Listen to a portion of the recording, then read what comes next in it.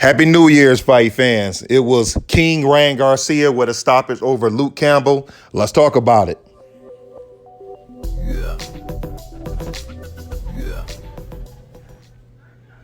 Well, it came down, at least my decision pretty much came down to the wire. Leading up to the fight, I was thinking of taking Luke Campbell. I thought that his experience and his patience would prevail over young Ryan Garcia. But the more I thought about it right before the fight, I picked Ryan Garcia by UD. Turns out that Ryan Garcia actually won by a stoppage. Let me start with my pros and cons. Let me start with Luke Campbell. Pros for Luke Campbell would be, I like the fact that he kept his right hand out, trying to give Ryan Garcia a different look from that southpaw angle. I did love the straight left to the body. I love the check right hook that Luke Campbell was throwing, and I love that looping left hand, which put Ryan Garcia down in the second round.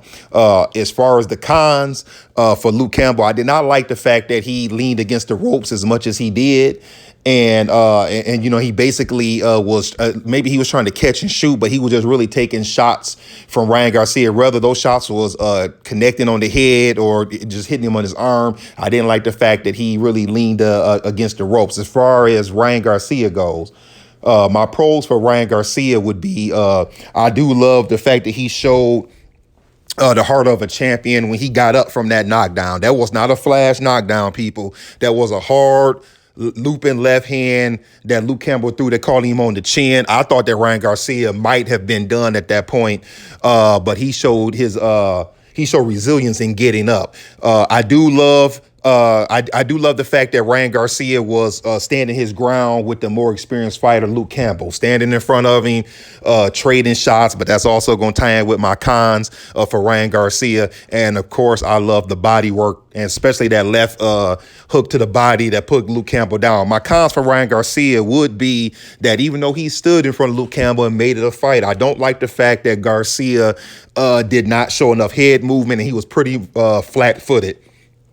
I would really love to see more foot movement and definitely more upper body movement by the young Garcia instead of him standing there playing his feet trying to get a knockout. Let's talk about the fight a little bit. It actually was a very entertaining fight, in my opinion. I was listening to one of the commentators say that they were surprised that the fight was that entertaining. I wasn't. I thought that the fight would be fairly entertaining, and I was actually very entertained by the fight. The first round was basically a fill-out round, as it usually is. The second round, Luke Campbell finishes strong with that knockdown. But did he make a mistake by not jumping on Ryan Garcia and seeing if he was hurt? I think he stuck too much to his nickname, Cool Hand, and he thought, well, I'm going to play it cool. I'm not going to rush in, which I thought was a good veteran move. But is he going to regret the fact that he didn't jump on Garcia with a little time left and see if he really was as hurt as he seemed to be? Even coming out in the third round, to me, it seemed like Garcia might have still been hurt, but Campbell just did not turn up the pressure on him. I thought the fight went back and forth from round 3 through round 6, and then Garcia lands that crushing left hand to the body. He threw the punch as if he was going for the left hook.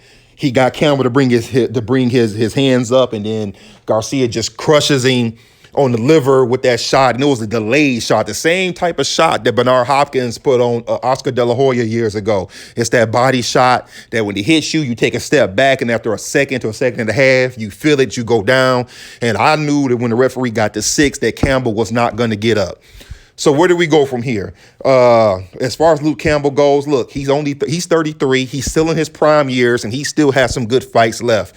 I think he has nothing to hold his head down about. Yes, that is his 4th loss, but his losses have only come against top high-end fighters. As for Ryan Garcia, what do we want? After the fight, you saw the interview. He was talking Devin Haney. He's talking Gervonta Tank Davis. But what do you want to see, fight fans? For me, I want to see Devin Haney. I really think he's not ready for any of those guys yet after what I saw. I do like to step up, but I really think he needs to work on that upper body movement and that defense. But if the kid wants to be great and he wants to go for one of those bigger names, I'd rather see Devin Haney first as opposed to Gervonta Davis. Why? Because after seeing him catch that shot against Luke Campbell, I think that he has a better, I think style-wise, it'll be a better fight against Devin Haney. Gervonta Davis hits much harder than Luke Campbell. He hits much harder than Devin Haney. So I would like to see him maybe take Haney, then step up to fight Tank Davis. And we're not even going to talk Teofimo Lopez right now. We're a little bit ways from that. Other than that fight, fans, it was a beautiful fight. Hey, I'm on Eastern time zone, so I love the fact that this fight came on early and we didn't have to wait till 10:30, 11:30 to see the fight. But what do you want to see? What do you want to see Luke Campbell do? What do you want to see Ryan Garcia do? Were you impressed with the fight? Did you enjoy the fight? And did it turn out the way that you thought? You know, did any of you pick Luke Campbell? Like I told you, I was very close to picking Luke Campbell. Did anybody actually pick Luke Campbell? Other than that, that's all I got, fight fans. You know what I'm saying? Let's talk boxing over on Twitter. Let's talk boxing right here in the comment section on YouTube. Other than that, Happy New Year once again. Hopefully this is the beginning of a good year of fights. That's all I got. Holla at y'all later.